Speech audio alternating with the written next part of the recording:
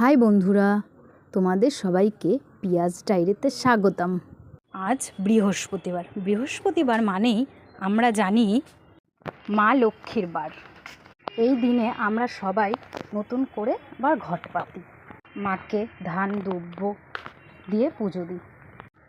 আমিও বৃহস্পতিবার সকালে উঠে স্নান করে নিয়ে মা লক্ষ্মীকে পুজো দিতে বসলাম। আমি যখনই পুজো দিতে বসি আমার মেয়েও আমার পাশে বসে থাকে, আমাকে চন্দন বেটে দেয়, ফুলগুলো গুছিয়ে দেয়। প্রত্যেক দিনের মতন আজকেও আমার মেয়ে আমার পাশে বসেছিল। প্রথমে আমি মা তারা আর আমার বড় মাকে প্রণাম করে পায়ে জবা ফুল দিলাম। তারপর আমার মেয়ে ফুলগুলো সুন্দর করে থালায় গুছিয়ে দিয়েছিল আর চন্দনটাও বেটে দিয়েছিল। আমি প্রদীপটা জ্বালিয়ে নিয়ে মায়ের ঘরটা বসালাম। তারপর সব ঠাকুরের পায়ে ফুল দিলাম, বেলপাতা দিলাম, তুলসী পাতা দিলাম এবং ফলগুলো কেটে প্রসাদ বানিয়ে বাটায় বাটায় দিলাম।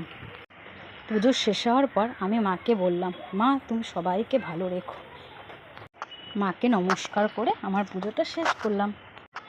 টাটা বন্ধুরা, তোমরা সবাই ভালো থেকো।